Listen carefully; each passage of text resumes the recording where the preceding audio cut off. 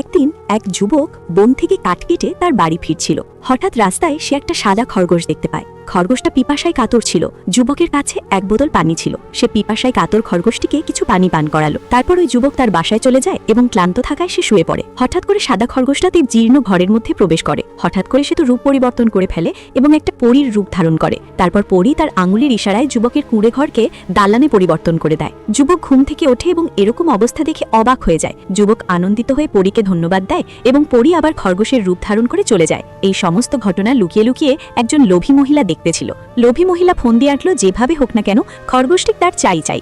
যখন খরগোশটি রাস্তা দিয়ে হেঁটে যাচ্ছিল, লোভী মহিলা খরগোশটিকে খাঁচায় বন্দি করে নেয়। তারপর বাসায় গিয়ে যখন মহিলাটি খরগোশকে ছেড়ে দেয় এবং সে বড়লোক হতে যাওয়ার ইচ্ছা প্রকাশ করে, তখন ঘটে এক অবিশ্বাস্য ঘটনা। পরী তখন খরগোশ থেকে নিজের রূপে আসে এবং লোভী মহিলাকে শাস্তি দেয়। লোভী মহিলাকে সুন্দরী থেকে একজন বয়স্ক জরাজীর্ণ মহিলা বানিয়ে দেয় আর তারপর আকাশে উড়ে চলে যায়। এই গল্পটি আমাদের এটাই শিক্ষা দেয়, লোভে পাপ, পাপে বিনাশ। এরকম নিত্য নতুন রূপকথার গল্প পেতে আমাদের চ্যানেলটি সাবস্ক্রাইব করে সাথে থাকুন।